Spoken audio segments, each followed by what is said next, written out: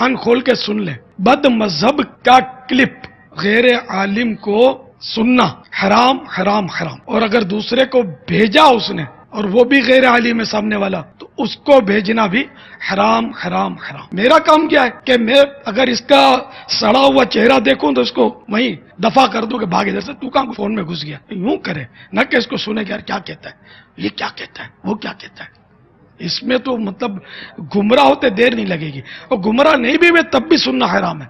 ये क्यों सुना, कान बेरे होने चाहिए। ये जहां जहां सुन रहे हैं, अब तक अगर ऐसा धंधा किया ना, आपने किसी बदमजहब का क्लिप सुना है और फॉरवर्ड किया है, इससे तौबा करें। जिन जिनको भेजा उनको अपनी तौबा पर मुत्तला करना होगा और उनसे भी तौबा का मुतालबा करें। तौबा वाजिब होगी इन पर, बिल्कुल वाजिब है तौबा। आजकल इल्म हासिल करने का सबसे पावरफुल जरिया है सोशल मीडिया, और वहाँ पे हर तरह का जाहिल तरीन आदमी बैठा हुआ है, उसको इस्तिंजा करना आता नहीं है, और वो वहाँ बैठा हुआ कुरान हदीस के दलाइल दे रहा है, और फिर वो उल्टे सीधे दलाइल पढ़ने के बाद तो और इंसान का जहन गुड़मुड़ हो जाता है। सबसे बड़ा अल्लाह का फजल, सबसे बड़ी अल्लाह की रहमत कि हमारे सरकार के कदमों से हमें कुरान मिला है, कि हमारे सरकार के कदमों से हमें कुरान मिला है, कि हमारे सरकार के कदमों से हमें कुरान मिला है। ਅਸੀਂ ਫਿਰ ਵੀ ਨੌਕਰੀ ਅਦਾ ਕਰਦੇ ਪਏ, ਅਸੀਂ ਫਿਰ ਵੀ ਨੌਕਰੀ ਅਦਾ ਕਰਦੇ ਪਏ। ਓਏ ਮਿਰਜ਼ੇ ਦੇ ਖਿਲਾਫ ਤੁਹਾਡੇ ਪਿਓ ਨੇ ਕਰਨੀਆਂ ਨੇ, ਨਿਕਲੋ ਬਾਹਰ। स्टेज पर बैठने वाले हाथ खड़ा करके बताएं, मुझे बताएं ये काम ठीक है कि नहीं। तमाशा करते हो, फिर कहते हैं मसलक का काम नहीं होता। मसलक वालों को तुम खुद रगड़ते हो, और जरा तुहाडे पिओ नूं पै गया, हुण तुसीं चुप बैठे हो। हाँ निकलो बाहर। अस्सलामु अलैकुम वरहमतुल्लाह वला कुव्वता इल्ला बिल्लाह।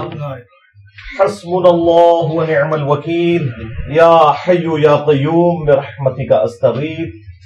ला इलाहा इल्ला अंता सुब्हानका इन्नी कुन्तु मिनज़ ज़ालिमीन। रब्बना आतिना मिन लदुनका रहमा व हय्यि लना मिन अमरिना रशदा। अल्लाहुम्मा रब्बना आतिना फिद दुनिया हसना वफिल आखिरति हसनतम वक़ीना अज़ाबन नार। अल्लाहुम्मा सल्लि अला मुहम्मद व अला आलि मुहम्मद व अस्हाबि मुहम्मद व अज़वाजि मुहम्मद व उम्मति मुहम्मद अजमईन इला यौमिद्दीन। आमीन। अल्हम्दुलिल्लाहि रब्बिल आलमीन वस्सलातु वस्सलामु अला सय्यिदिल अंबिया वल मुरसलीन व अला आलिहि व अस्हाबिहि अजमईन इला यौमिद्दीन। अल्हम्दुलिल्लाह, आज 17 सितंबर 2023 को संडे के दिन हमारा ये पब्लिक सेशन नंबर 112 नंबर मुनअक़िद होने जा रहा है। आपके ये रियल टाइम सवालात पर्चियों की शक्ल में मेरे पास आ चुके हैं। इंशाअल्लाह कोशिश करेंगे कि इन्हें भी हम कवर करें, लेकिन उससे पहले चूँकि कल इंशाअल्लाह ताला यकुम रबीउल अव्वल 1445 हिजरी शुरू हो जाएगी इंशाअल्लाह, और माशाअल्लाह ताला हमारा आज का पब्लिक सेशन नंबर भी 12 की निस्बत से 112 नंबर है अल्हम्दुलिल्लाह। तो मैंने इरादा किया कि इस रबीउल अव्वल में एक खास टॉपिक को जरूर एड्रेस किया जाए।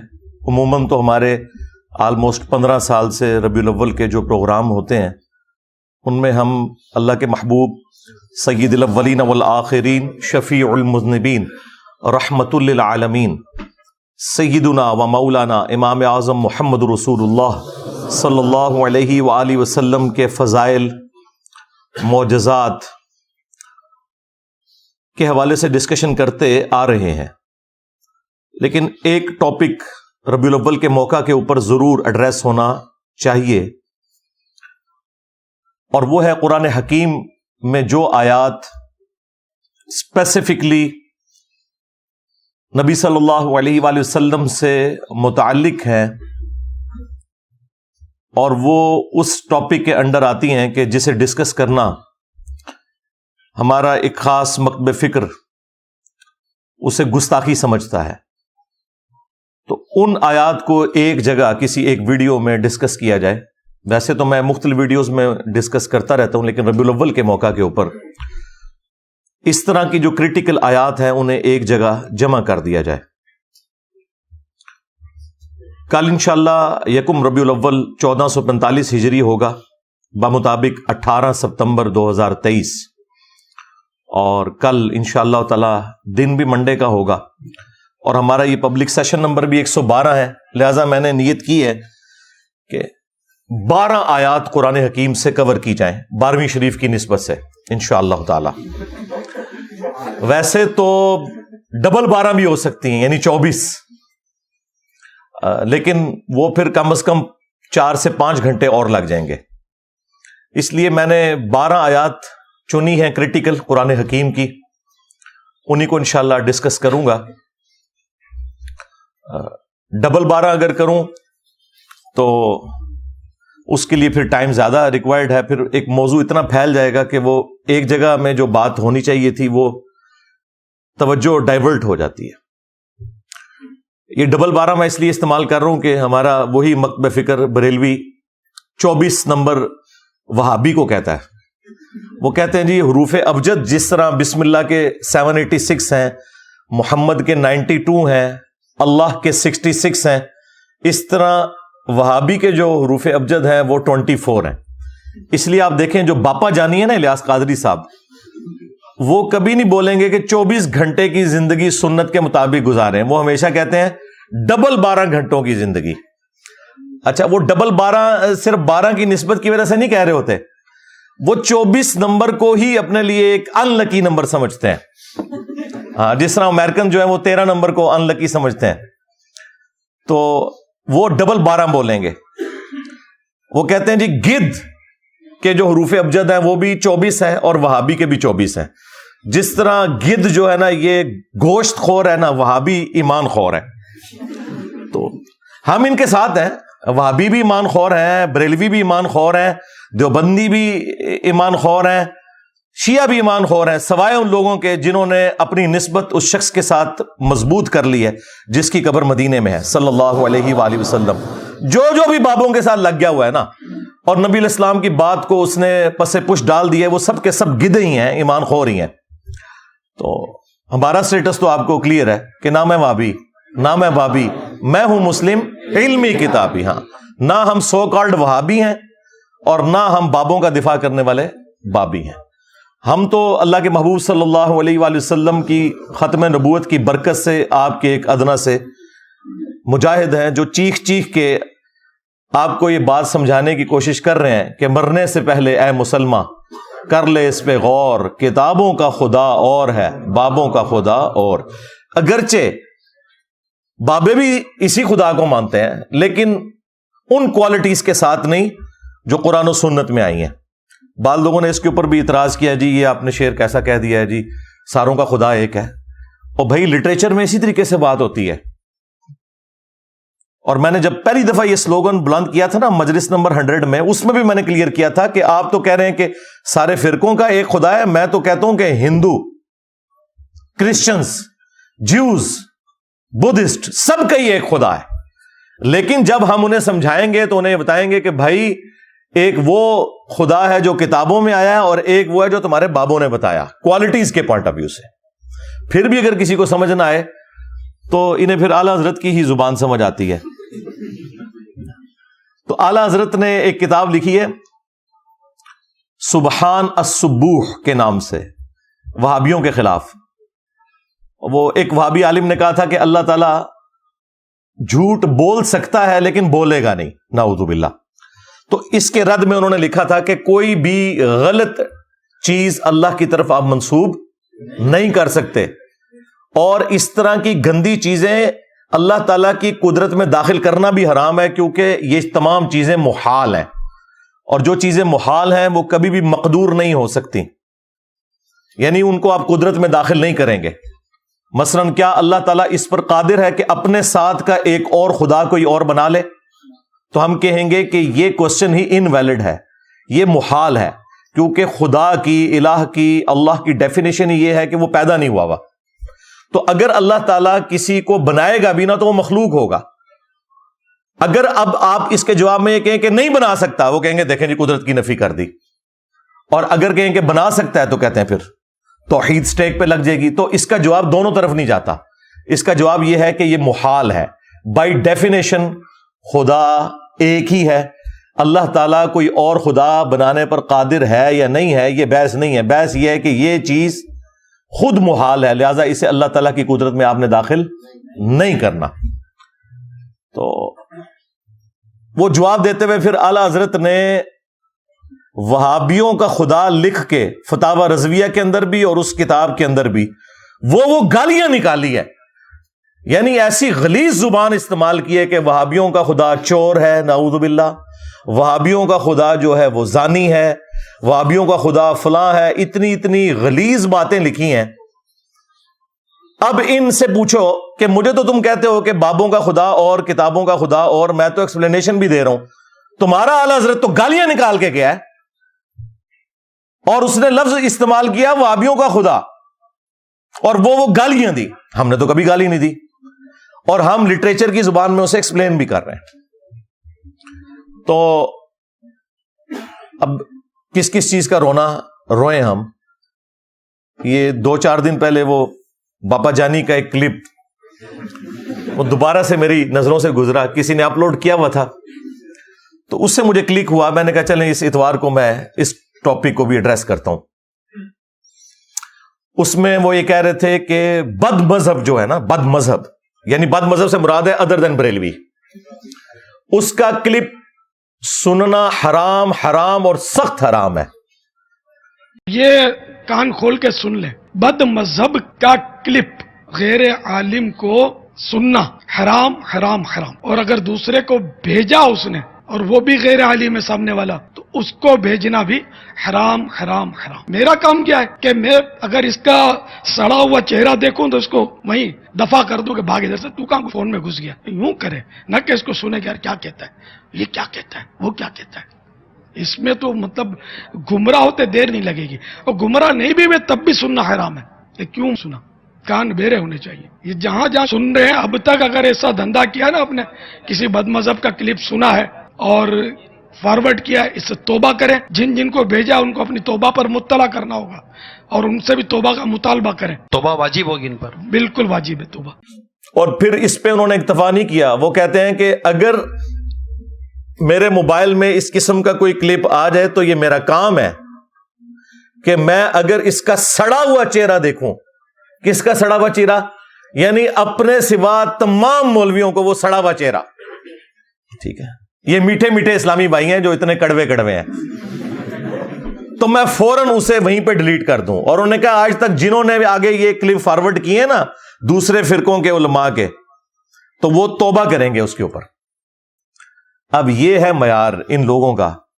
تو بھائی یہ آپ کی گمراہی کے لیے، آپ کی علمی کمزوری کے لیے کافی ہے کہ آپ کسی دوسرے کی بات سننے کے لیے تیار نہیں ہے. ہم نے تو کبھی نہیں کہا کہ آپ نے دوسرے کی بات نہیں سننی، بلکہ ہم تو خوش ہوتے ہیں جب دوسرا کوئی مصباحی صاحب جیسا کوئی کلپ بنا دیتا ہے تو ہم پبلک کو بتاتے ہیں کہ بھائی یہ ان لوگوں کا علمی لیول ہے. تو جو باپا جانی ہے، ہمارے ایکس مرشد بھی ہیں، مولانا الیاس قادری صاحب حفظہ اللہ تعالی، وہ ان کا وہ کلپ مجھے کلک کر گیا، ان کا کلپ مجھے کلک کر گیا کہ میں اس کو ٹاپک بنا کے آپ کے سامنے رکھوں کہ انہوں نے جو معیار سیٹ کیا ہے گستاخی کا، ان کے روح سے تو قرآن حکیم میں پھر سینکڑوں آیات گستاخی کے اوپر ہی مبنی ہے، نعوذ باللہ من ذالک. حالانکہ وہ آیات اس لیے نازل نہیں ہوئی ہیں کہ ان کو بنیاد بنا کر کوئی شخص گستاخی کرے. بیسیکلی یہ تمام آیات جن میں اللہ تعالیٰ نے اپنے پیغمبر کے ساتھ صلی اللہ علیہ وآلہ وسلم سخت انداز میں گفتگو کی ہے، یہ آیات یہ جسٹیفائی کرتی ہیں کہ یہ کتاب نبی صلی اللہ علیہ وآلہ وسلم نے خود نہیں لکھی، ورنہ جس لہجے میں وہ گفتگو ہے، کوئی شخص اگر اس کتاب کا رائٹر خود ہے تو وہ اپنے بارے میں اس طرح کی بات نہیں لکھ سکتا. یہ سب سے بڑا جو ثبوت ہے چند ثبوتوں میں سے کہ یہ قرآن محمد صلی اللہ علیہ وآلہ وسلم نے نہیں لکھا بلکہ اللہ نے ان کے اوپر نازل کیا. اس ثبوت میں یہ آیات بہت امپورٹنٹ ہے جو ہم کافروں کو بھی پیش کرتے ہیں کہ دیکھو کوئی شخص عام بندہ بھی کتاب لکھے تو وہ اس طرح کی لینگویج اپنے بارے میں استعمال نہیں کرتا. یہ اس بات کا ثبوت ہے کہ یہ پیغمبر صلی اللہ علیہ وآلہ وسلم نے کتاب خود نہیں لکھی اور نہ ان کا اس کتاب کے حوالے سے کوئی اختیار تھا. یہ اللہ تعالیٰ نے جو کچھ انہیں وہی فرمایا وہ انہوں نے من و عن اسی طریقے سے آگے پہنچا دیا. یہ آیات اس حوالے سے ہمیں گائیڈ کرتی ہیں. انشاءاللہ تعالی کوشش کریں گے کہ ربیع الاول شریف کا گفٹ انہیں شروع میں یہ مل جائے ان آیات کی شکل میں، کیونکہ انہوں نے بہت کچھ مشہور کیا ہے جی. وہ ایک حضرت عمر کے زمانے میں کوئی امام مسجد تھا تو وہ روزانہ فجر کی نماز میں پڑھتا تھا عبس و تولی، تو حضرت عمر نے اس کو قتل کروا دیا. ڈاکٹر طاہر القادری صاحب جیسا ڈیسنٹ آدمی اس قسم کی جھوٹی روایتیں پیش کرتا ہے، یعنی وہ یہ بتانا چاہ رہے کہ آپ نے قرآن نہیں پڑھنا.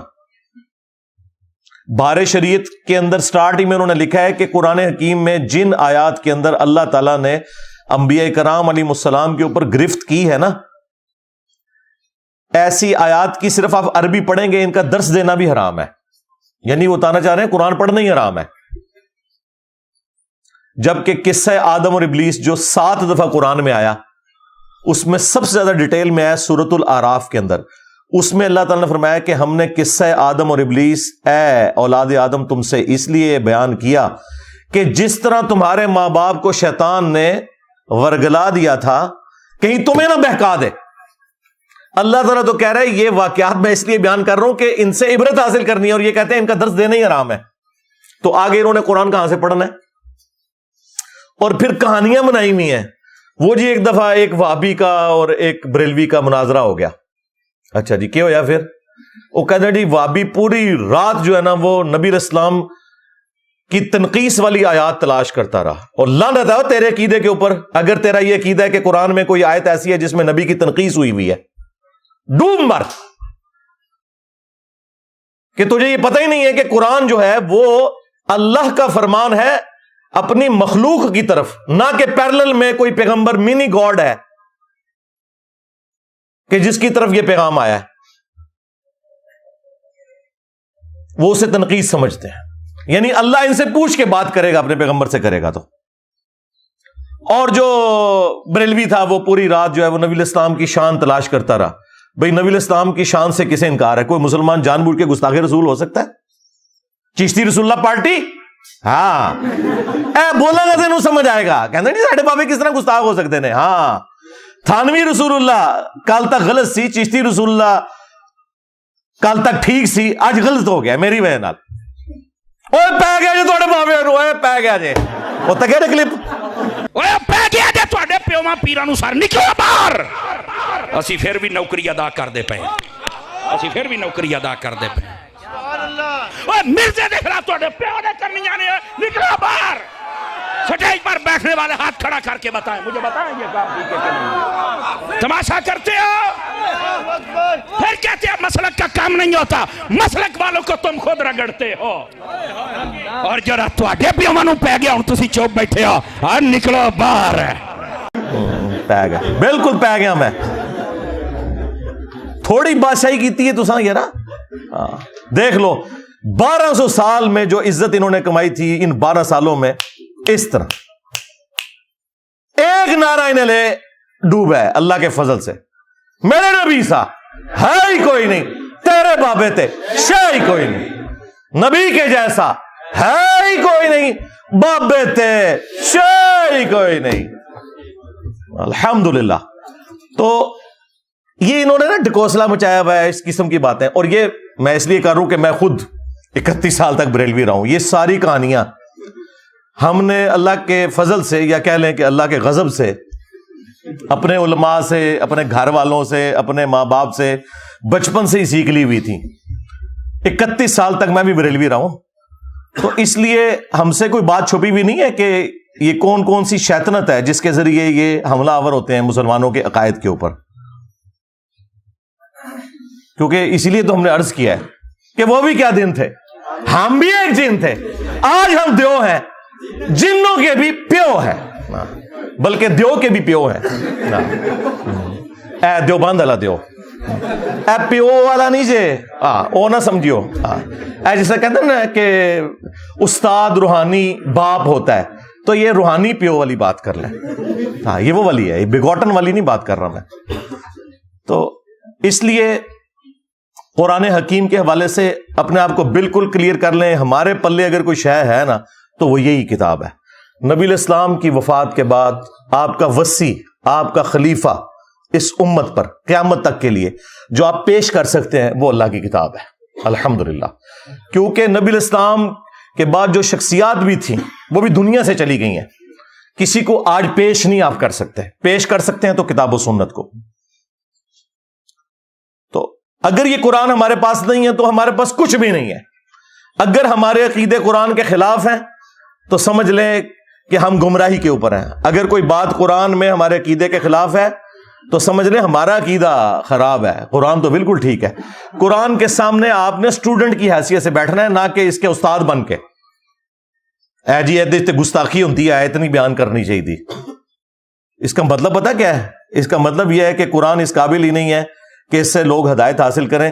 تو پھر کل آپ کس منہ سے اس کو پیش کریں گے کسی غیر مسلم کو؟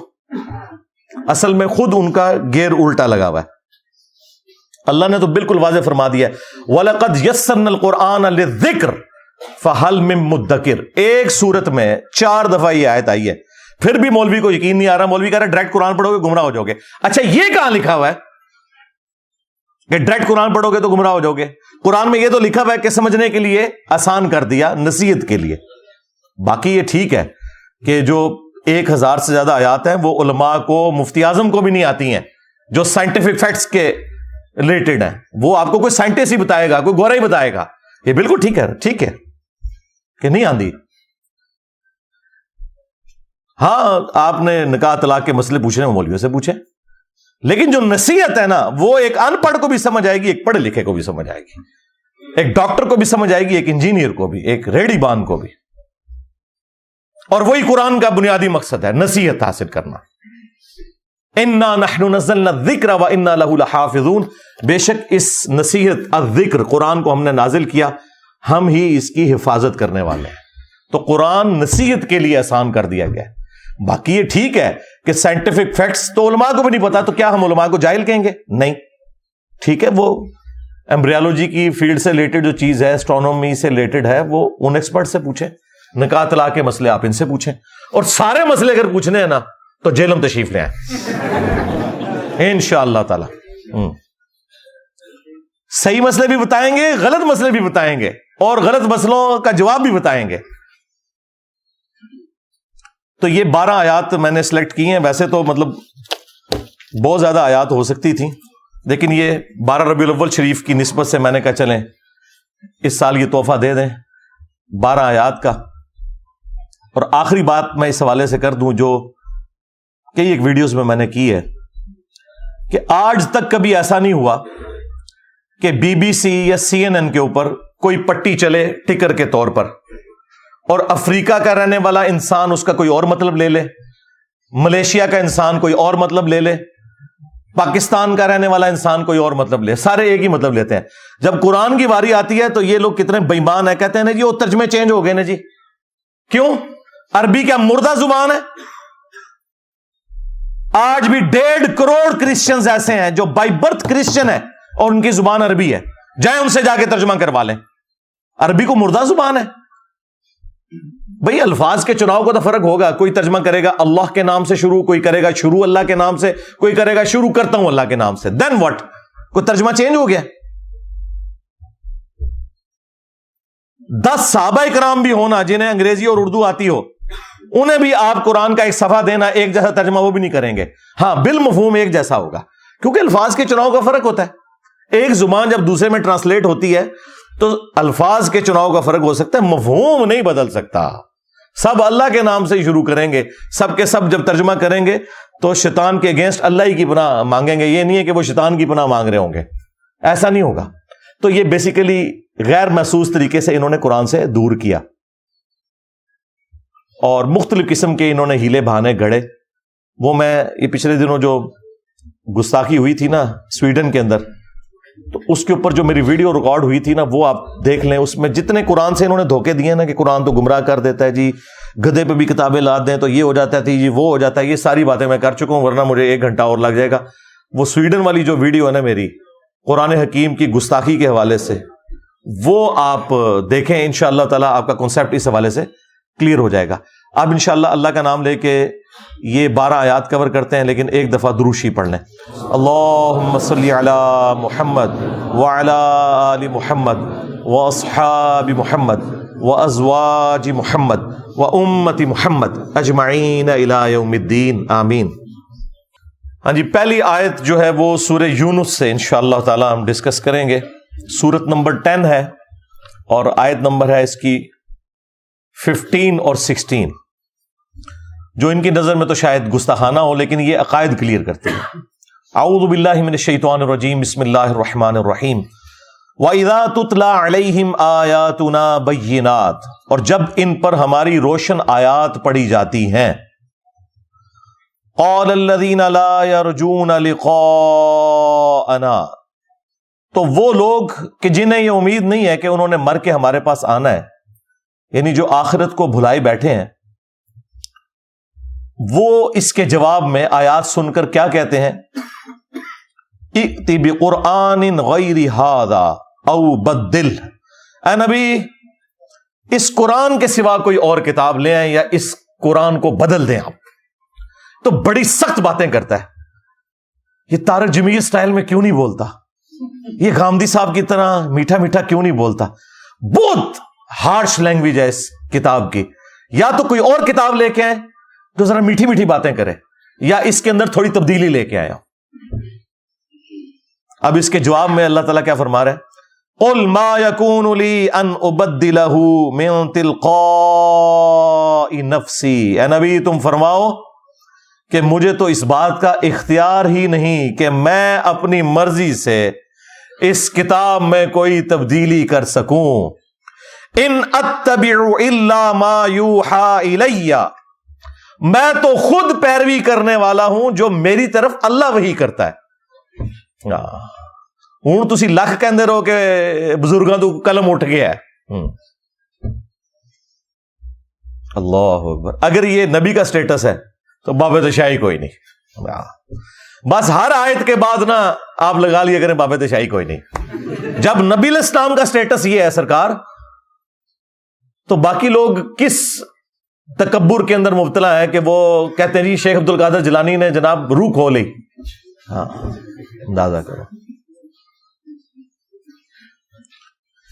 انی اخاف ان عصیت ربی عذاب یوم عظیم، میں تو خود ڈرتا ہوں اس بات سے کہ اگر میں نے بھی اپنے رب کی نافرمانی کی تو بڑے دن کا عذاب مجھے بھی آ پکڑے گا.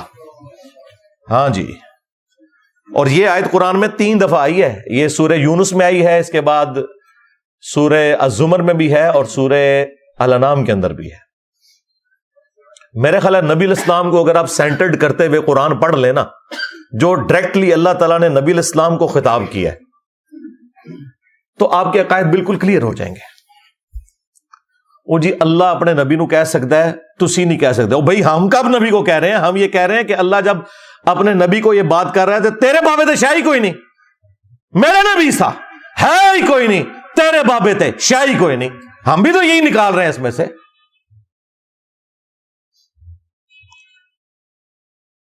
قُلْ لَوْ شَاءَ اللَّهُ مَا تَلَوْتُهُ عَلَيْكُمْ، اے نبی تم فرماؤ کہ اگر اللہ ہی چاہتا نا تو میں کبھی بھی قرآن تم پر تلاوت نہ کرتا. وَلَا أَدْرَاكُمْ بِهِ، اور نہ اس کتاب سے متعلق تمہیں میں کوئی خبردار کرتا. فَقَدْ لَبِثْتُ فِيكُمْ عُمُرًا، تو دیکھو میں نے اپنی عمر کا ایک اچھا خاصا حصہ تم میں گزارا ہے. من قبل، اس قرآن کے نزول سے پہلے. افلا تعقلون، کیا تمہیں عقل نہیں ہے؟ یعنی میری اعلان نبوت سے پہلے کی 40 سال کی زندگی اس کے اوپر گواہ ہے کہ میں نے کسی بھی شاعر کی شاگردگی نہیں کی، کسی فلاسفر کے پاس بیٹھا نہیں ہوں، اور اچانک میرے اوپر یہ کلام نازل ہوا ہے جس نے بڑے بڑے شعراء کو مجبور کیا کہ وہ اپنا کلام پھاڑ دیں. اور میرا کردار اس کے اوپر گواہ ہے کہ میں نے کبھی جھوٹ نہیں بولا. تو میں یہ کیسے کہہ سکتا ہوں کہ میں اللہ کا پیغمبر ہوں تو یہ بات میں کوئی جھوٹا کلیم کر رہا ہوں؟ یقیناً میری طرف وہی آئی ہے تو جب ہی میں یہ بات کر رہا ہوں. نبی علیہ السلام کی اعلان نبوت سے پہلے کی زندگی کو بھی اللہ تعالیٰ نے کفار مکہ سے صادق اور امین کہہ کے منوایا. اور پھر آپ کی زندگی ایک کھلی کتاب کی طرح تھی. لوگ جج کر سکتے تھے کہ نبی الاسلام کی زندگی میں کبھی کوئی ایسا معاملہ نہیں رہا کہ جس کی بنیاد کے اوپر کوئی یہ کلیم کرے کہ نبی الاسلام نے یہ ایکسپرٹیز حاصل کر لی ہے. نہیں، وہ تو سورۃ العنکبوت میں آیا کہ اس قرآن کے نزول سے پہلے نہ تو آپ کتاب سے کوئی چیز پڑھ سکتے تھے، نہ اپنے دائیں ہاتھ سے لکھ سکتے تھے. اگر ایسا ہوتا تو یہ بات کافروں کو شک میں مبتلا کر دیتی کہ یہ کتاب آپ نے خود گھڑ لی ہے. یہ نبی الاسلام کا معجزہ تھا کہ آپ لکھنا پڑھنا نہیں جانتے تھے، ورنہ تو لوگ اعتراض کر سکتے تھے. تو یہ آیات الحمدللہ بالکل عقیدہ کلیئر کرتی ہیں کہ یہ کتاب نبی الاسلام نے خود نہیں لکھی، ورنہ اس طریقے سے گفتگو نہ ہوتی. دوسری آیت سورۃ القصص، سورت نمبر 28، آیت نمبر 86. وَمَا كُنْتَ تَرْجُو أَن يُلْقَى إِلَيْكَ الْكِتَابُ، اور اے نبی تمہیں تو کوئی امید بھی نہیں تھی کہ تمہاری طرف کوئی کتاب نازل ہوگی. یعنی نبی الاسلام اگرچہ پیدائش سے لے کر وفات تک اللہ کے حصار کے اندر تھے، گناہوں سے محفوظ تھے، لیکن جب تک نبی مبعوث نہیں ہوتا نا، اسے خود بھی نہیں پتا ہوتا کہ وہ اللہ کا پیغمبر ہے. تمہیں تو کوئی امید ہی نہیں تھی کہ تمہاری طرف کتاب نازل ہوگی. الا رحمتا من ربک، سوائے اس کے کہ یہ تیرے رب کی رحمت ہے تیرے اوپر. فلا تکونن ظہیرا للکافرین، تو دیکھنا کافروں کی پشت پناہی کبھی نہ کرنا، ان کے مددگار کبھی نہ بننا. اب چونکہ اللہ نے تمہیں چن لیا اس کام کے لیے، اب تم نے کسی کی پرواہ نہیں کرنی، اللہ کی وحی کی پیروی کرنی ہے. یہ میں نے ایک انٹلیکچوئل ترتیب کے ساتھ، یہ ایمی نہیں کہ میں نے اٹھا لی ہے قرآن سے، اس پہ میرے گھنٹوں لگے ہیں کہ میں وہ کون سی کرٹیکل آیات ڈھونڈوں، پھر ان کو ایک ترتیب بھی دوں تاکہ آپ کو پورا مقدمہ سمجھ آئے. تیسری آیت سورہ الشورى سے، سورت نمبر 42، آیت نمبر 52، یہ بالکل اینڈ پہ جا کے آتی ہیں. اللہ تعالیٰ نے انبیاء کرام کی طرف جو وحی بھیجی جاتی ہے اس کے مختلف موڈ ڈسکس کیے ہیں کہ فرشتے کے ذریعے وحی آتی ہے، دل پر القاء ہوتا ہے، یا پردے میں اللہ تعالیٰ گفتگو فرماتا ہے.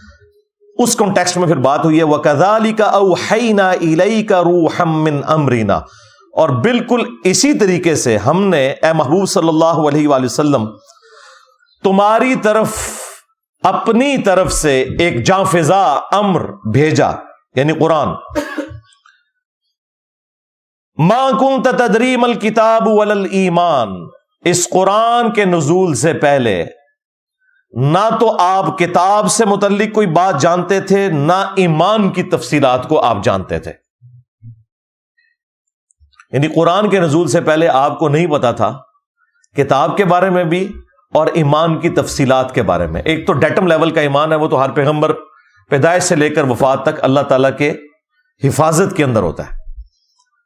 وَلَٰكِن جَعَلْنَاهُ نُورًا نَهْدِي بِهِ مَن نَّشَاءُ مِنْ عِبَادِنَا، لیکن اللہ تعالیٰ اپنے بندوں میں سے جس کے لیے چاہتا ہے اس کے لیے یہ وحی کا نور جو ہدایت کا ذریعہ ہے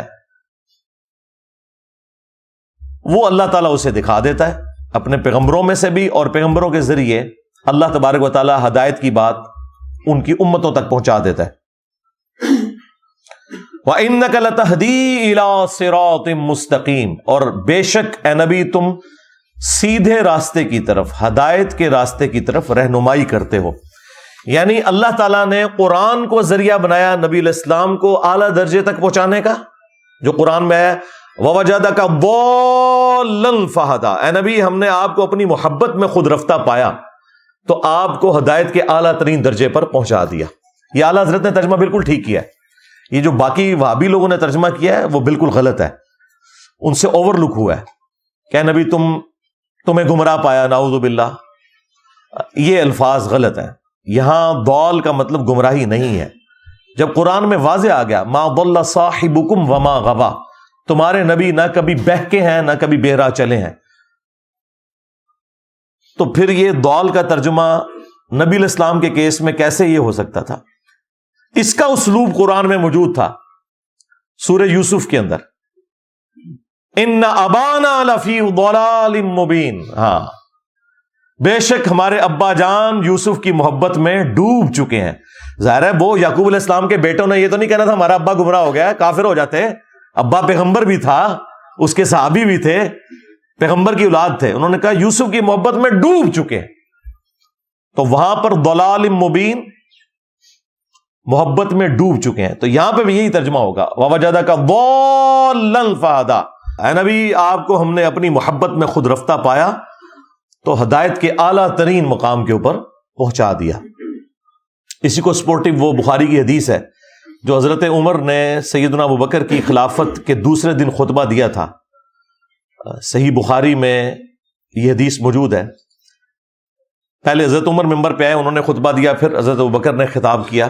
تو حضرت عمر نے اپنے خطبے میں کہا کہ چونکہ صحابہ کرام کے دل دکھی تھے آپ کی وفات کی وجہ سے، تو انہوں نے کہا کہ دیکھو اللہ تعالیٰ نے اپنے نبی کے لیے وہ پسند کیا جو ان کے لیے بہتر تھا، یعنی اپنے پاس بلا لیا. اور تمہارے لیے تمہارے پیغمبر نے کتاب چھوڑی ہے، اللہ کی کتاب. یہ وہ کتاب ہے جس کے ذریعے اللہ نے اپنے پیغمبر کو ہدایت دی، اور اب اس کتاب کے ذریعے تم بھی ہدایت حاصل کرو اور آگے اس کتاب کے ذریعے ہدایت والا معاملہ کرو. وہی جو قرآن میں آیا ہوا اوحی الی ھذا القرآن لانذرکم بہ ومن بلغ. اے نبی تم فرماؤ قرآن مجھے اس لیے وحی کیا گیا تاکہ اس قرآن کے ذریعے میں تمہیں بھی تبلیغ کر دوں اور جس تک یہ کتاب پہنچ جائے وہ بھی اسی کتاب کے ذریعے تبلیغ کرے. تو یہاں آپ اگر کسی کو کہیں نا کہ نبی علیہ السلام کو ہدایت کا اعلیٰ ترین درجہ قرآن کی وجہ سے ملا، وہ کہتے ہیں یہ آپ نے گستاخی کر دی ہے. وہ تو مفتی اکمل نے نہیں کہا تھا کہ نبی کے قدموں سے ہمیں قرآن ملا، نعوذ باللہ. اندازہ کریں آج کل علم حاصل کرنے کا سب سے پاورفل ذریعہ ہے سوشل میڈیا، اور وہاں پہ ہر طرح کا جاہل ترین آدمی بیٹھا ہوا ہے، اس کو استنجا کرنا آتا نہیں ہے اور وہ وہاں بیٹھا ہوا قرآن حدیث کے دلائل دے رہا ہے، اور پھر وہ الٹے سیدھے دلائل پڑھنے کے بعد تو اور انسان کا ذہن گڑبڑ ہو جاتا ہے. سب سے بڑا اللہ کا فضل، سب سے بڑی اللہ کی رحمت کہ ہمارے سرکار کے قدموں سے ہمیں قرآن ملا ہے، کہ ہمارے سرکار کے قدموں سے ہمیں قرآن ملا ہے، کہ ہمارے سرکار کے قدموں سے ہمیں قرآن ملا ہے. یعنی یہ قرآن کو نبی کے انڈر کر دیتے ہیں. بھائی نبی مخلوق ہے، قرآن مخلوق نہیں ہے، اللہ کی صفت ہے. نبی کے قدموں سے قرآن ملا، اندازہ کریں. یعنی الفاظ کا چناؤ ان لوگوں کا دیکھیں. تو میں نے اس کے اوپر پوری گرفت کی تھی کہ یار نبی علیہ السلام کی شان بیان کرتے ہوئے جو کتاب نبی کی اعلیٰ ترین ہدایت کا ذریعہ ہے اس کو آپ نبی کے قدموں کے اندر کیوں ڈال رہے ہو یار؟ اللہ سے ڈر جاؤ. اچھا یہ مولوی آپ کو یہ تو کہتے ہوئے نظر آئیں گے کہ جی قرآن ڈائریکٹ پڑھنے سے بندہ گمراہ ہو جاتا ہے، قرآن و حدیث ڈائریکٹ نہ پڑھو. ان سے یہ پوچھو کہ یہی بات پھر ہم یہ کریں نعوذ باللہ من ذالک کہ نبی کے پاس بیٹھنے سے انسان گمراہ ہو جاتا ہے، تو کہیں گے توبہ توبہ توبہ توبہ توبہ. ہم کہیں گے ابو جہل نہیں ہوا، کہیں گے وہ تو اس نے خود نہیں قبول کیا نا، تو تجھے بھی خود نہیں نہ قبول کیتا قرآن و حدیث، تو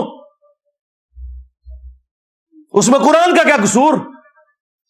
جس طرح وہاں نبی کا قصور نہیں ہے نا کہ ابو جہل جو ہے وہ بے ایمانی کی موت مر گیا، تم لوگ جو ہے گمراہی کی موت مر رہے ہو، تو اس میں قرآن و حدیث کا قصور نہیں ہے. تم لوگ قرآن و حدیث کو اپنا امام ماننے کے لیے تیار ہی نہیں ہو.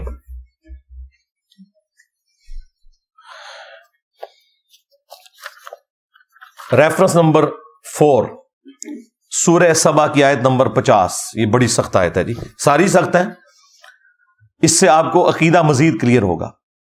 قل ان ضللت فانما اضل علی نفسی. اے نبی تم فرماؤ کہ بالفرض اگر میں گمراہ ہوں نا، یہ بالفرض تو ہم احتراماً لگا رہے ہوتے ہیں تاکہ یہ بات سن لیں، اگر میں گمراہ ہوں تو میری گمراہی کا وبال مجھی پر ہے.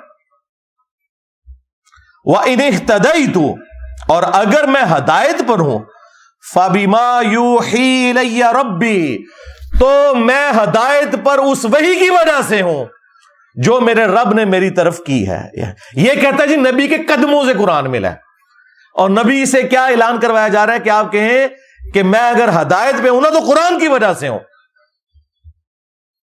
انہو سمیع قریب، بے شک وہ سننے والا اور قرب والا ہے، بالکل ہمارے قریب ہے، نزدیک ہے.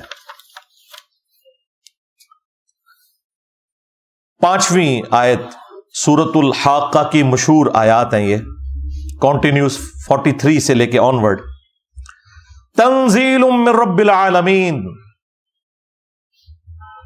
اس کتاب کو اس نے اتارا ہے جو تمام جہانوں کا پالنے والا ہے. وَلَوْ تَقَوَّلَ عَلَيْنَا بَعْضَ الْأَقَاوِيلِ، اور اگر یہ نبی ہماری طرف کوئی ایک بات بھی ایسی منسوب کر دیتے جو ہم نے ان کی طرف وحی نہیں کی ہوئی، یعنی نبی اپنی طرف سے کوئی آیت بنا لیتے، لَأَخَذْنَا مِنْهُ بِالْيَمِينِ، تو ہم ان کا دائیں ہاتھ پکڑتے، ایک یہ ترجمہ یہ ہوا ہے، یا یہ کہ دائیں ہاتھ سے انہیں پکڑتے، ثم لقطعنا منه الوتین، اور ان کی رگیں جاں کاٹ دیتے اگر یہ نبی اپنی مرضی سے اس کتاب کے اندر کوئی چیز داخل کر دیتے۔ فما منکم من احد عنہ حاجزین، پھر تم میں سے کوئی ایک بھی ایسا نہ ہوتا جو ہم سے انہیں بچا سکتا۔ وَإِنَّهُ لَتَذْكِرَةٌ لِّلْمُتَّقِينَ، اور یہ قرآن تو نہیں ہے مگر نصیحت ان لوگوں کے لیے جو ڈر جانے والے ہیں، جنہیں پتہ ہے کہ انہیں کسی نے پیدا کیا ہے اور اس کے حضور انہوں نے پیش ہونا ہے۔ اب دیکھیں یہ آیات پڑھیں تو کوئی گستاخی والا معاملہ نہیں ہے، اس میں نبی کی شان بیان ہوئی ہے کہ نبی علیہ السلام کو اللہ تعالیٰ نے یہ شان عطا فرمائی ہے، آپ صلی اللہ علیہ وآلہ وسلم کے ایمان کا یہ لیول ہے کہ وہ اپنی مرضی سے کوئی بات بھی اللہ کی طرف منسوب نہیں کریں گے۔ بعض جو قادیانی دجال کے ماننے والے لوگ ہیں وہ کہتے ہیں کہ دیکھیں اس میں تو اللہ تعالیٰ نے فرمایا ہے کہ اگر نبی اپنی طرف سے کوئی بات ہماری طرف منسوب کرتے تو ہم ان کا دایاں ہاتھ پکڑ کے ان کی شارک کاٹ دیتے، تو غلام احمد قادیانی دجال کی تو شارک کوئی نہیں کٹی۔ تو بھائی رکو ذرا، صبر کرو، یہ سچے نبی کے بارے میں ہے، جھوٹے تو بھونکتے رہے، وہ تو ہمارے نبی نے پہلے ہی بتا دیا تھا، بخاری مسلم دونوں میں حدیث موجود ہے کہ 30 جھوٹے دجال پیدا ہوں گے قیامت تک، اور ابو داؤد ترمذی میں آیا کہ وہ جھوٹے دجال نبی ہونے کا دعویٰ کریں گے، انا خاتم النبیین لا نبی بعدی، یاد رکھنا میں خاتم النبیین ہوں، میرے بعد کوئی نبی نہیں۔ اس کی تفصیل کے لیے میری وہ ویڈیو دیکھ لیں آپ، قادیانیوں کو مسلمان بنانے والی ویڈیو، اس میں میں نے علمی طریقے سے ان کے ایک ایک وسوسے کا جواب دیا ہے الحمدللہ۔ تو یہ سچے پیغمبر کے بارے میں بات ہے کہ اللہ تعالیٰ اس کی خاص حفاظت فرماتا ہے، وہ اپنی مرضی سے کوئی ایسا معاملہ نہیں کر سکتا۔ وہی بات جو آئی سورۃ النجم میں، وما ينطق عن الهوى ان هو الا وحی یوحى، یہ اپنی خواہش نفس سے کچھ نہیں کہتے، یہ وہ کہتے ہیں جو اللہ تعالیٰ انہیں وحی فرماتا ہے۔ چھٹی آیت سورۃ الاحقاف، سورت نمبر 46 آیت نمبر 9۔ اب دیکھیں یہ آیات پڑھتے ہوئے بھی ایک مسلمان جب کسی مسلمان کو آیت سناتے ہوئے ڈرے تو آپ سمجھ لیں کہ جس کو آپ آیت سنا رہے ہیں وہ مسلمان کوئی نہیں، صرف پاکستان کے شناختی کارڈ میں مسلمان ہے، ورنہ مسلمان کو ہندو کو آیت سناتے ہوئے نہیں آپ ڈرتے۔ ایک سکھ کو آپ بخاری مسلم سے نماز کا طریقہ رفع الیدین والا رکوع میں جاتے وقت اور رکوع سے اٹھتے وقت بتاتے ہوئے نہیں ڈرتے، لیکن آپ ایک مسلمان کو پگڑی داڑھی والے کو بتاتے ہوئے ڈرتے ہیں، اگو پہ ہی نہ جائے منو۔ تو یار یہ مسلمان ہے، صرف نام کے مسلمان۔ اب یہ آیت سنیں، قل ما کنت بدعا من الرسل، اے نبی تم فرماؤ کہ میں کوئی نیا رسول تو نہیں ہوں، پہلے بھی رسول گزرے ہیں۔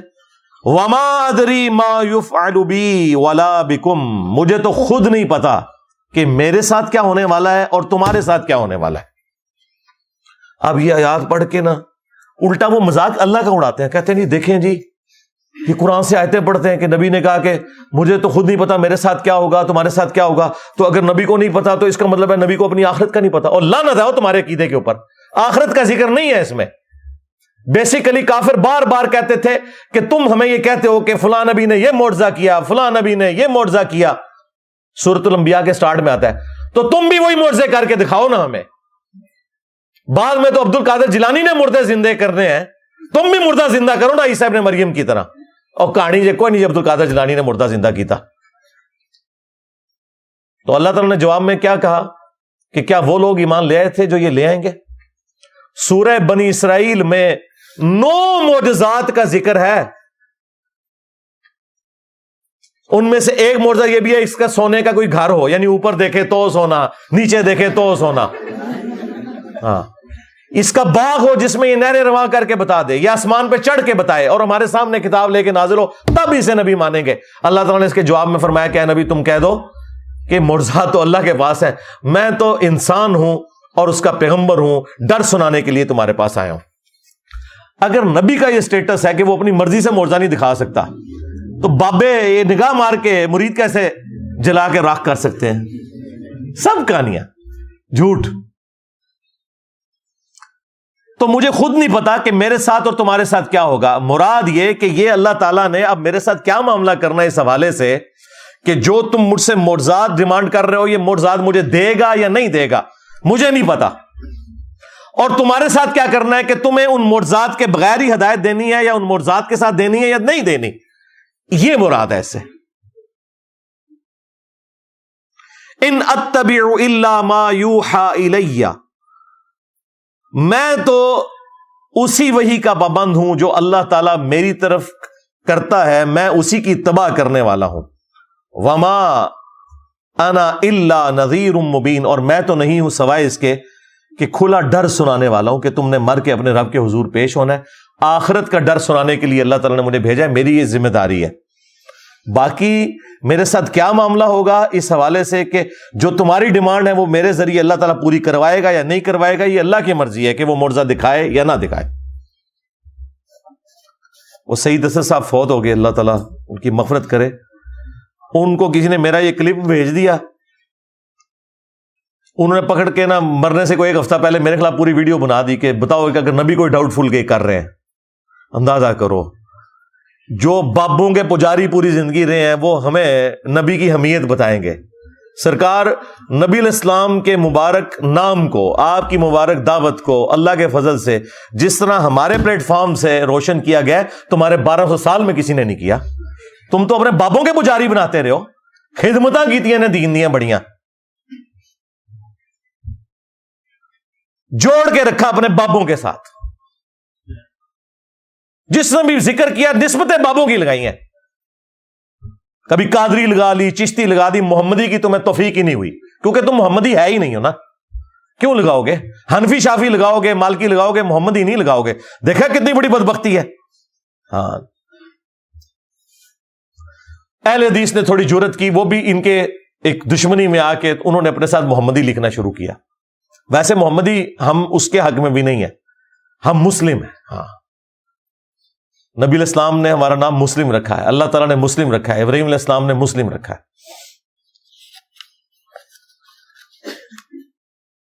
7 نمبر ریفرنس سورۃ الانعام کی آیت نمبر 35۔ یہ مفتی منیب صاحب نے جب میرے خلاف دنیا اخبار میں مضمون لکھا تو ان کے جواب میں جو میں نے ویڈیو ریکارڈ کرائی تھی نا، اس میں یہ آیت بھی میں نے ڈسکس کی تھی معجزات اور کرامات کے حوالے سے۔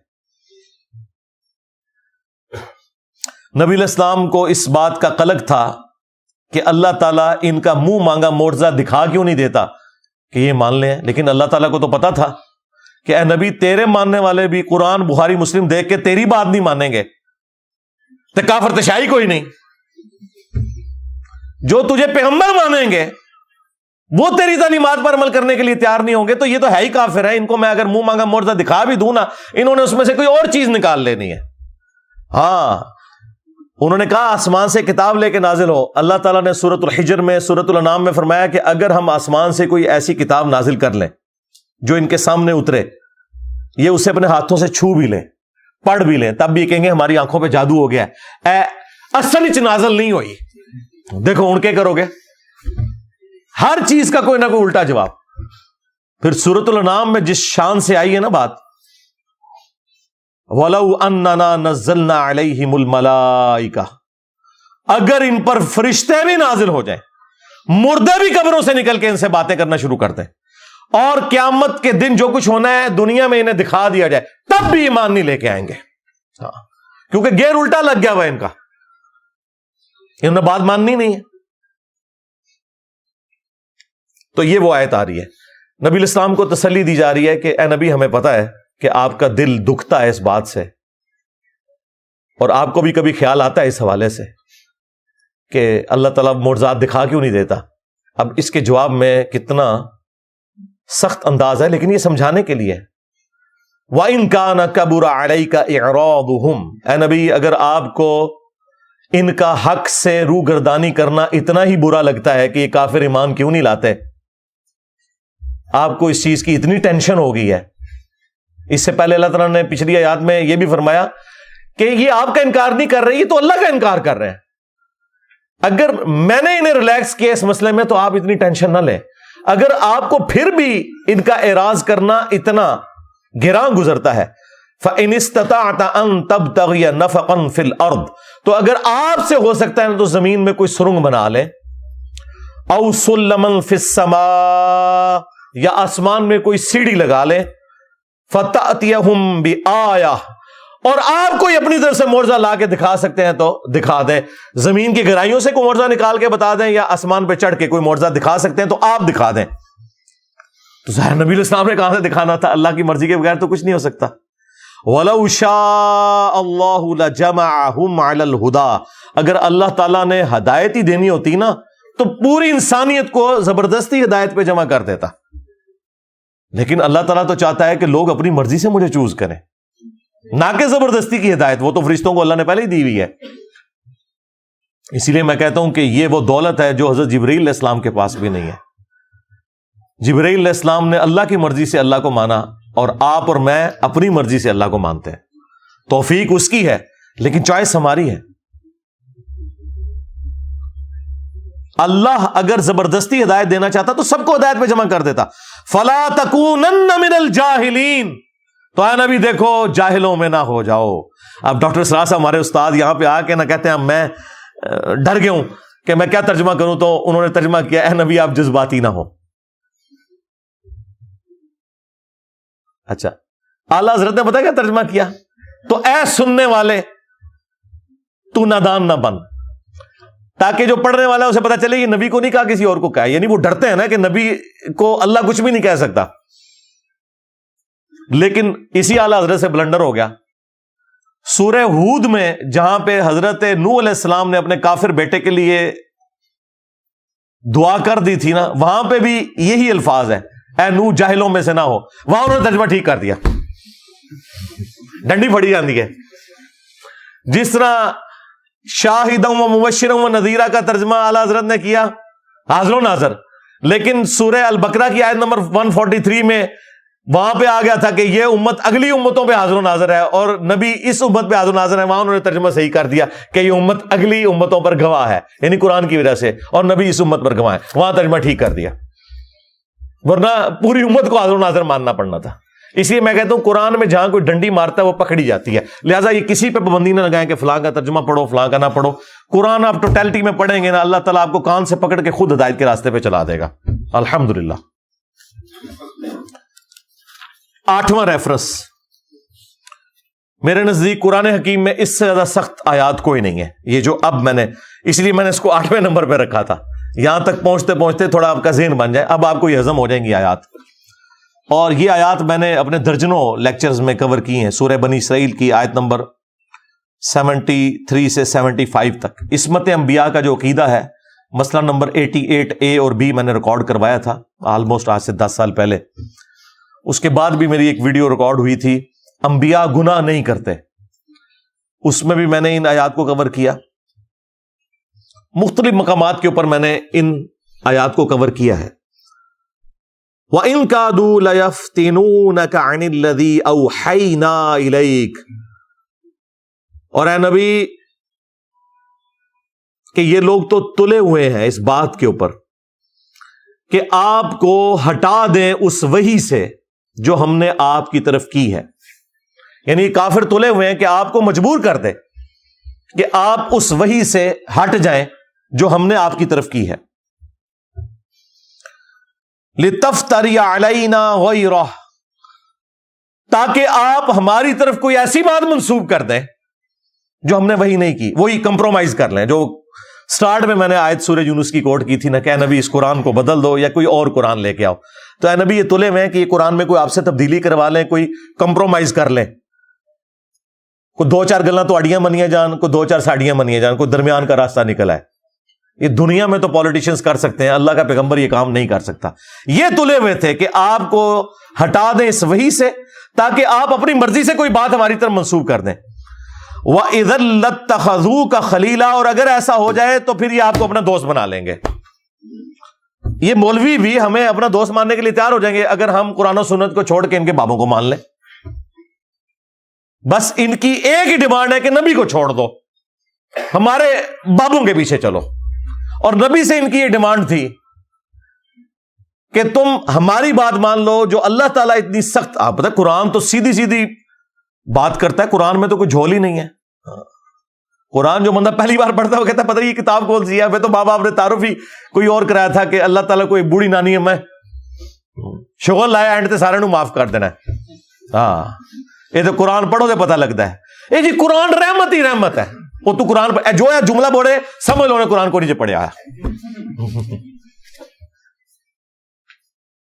قرآن نہ تمہارے ماں باپ نے پڑھا نہ تمہارے آباء و اجداد نے. اور کانفیڈنس لیول جی 80 تے آج تک گل سنی نہیں. یہ پتہ نہیں کتوں آیتاں کڈیاں نے جناب، اتوں ہی کڈیاں نے جتوں آئیاں نے. یہ مکے مدینے تو آئیاں نے. تو یہ آپ کو اپنا دوست بنا لیں. وَلَوْلَا أَن ثَبَّتْنَاكَ، اور اے نبی اگر ہم آپ کو ثابت قدم نہ رکھتے، لَقَدْ كِدْتَ تَرْكَنُ إِلَيْهِمْ شَيْئًا قَلِيلًا، تو بے شک آپ بھی تھوڑا بہت ان کی طرف جھک ہی جاتے اگر ہم آپ کو نہ تھام لیتے. جی یوسف علیہ السلام کے لیے نہیں آیا کہ اس عورت نے یوسف کا قصد کیا، یوسف بھی کر لیتا اگر اپنے رب کی برہان نہ دیکھتا.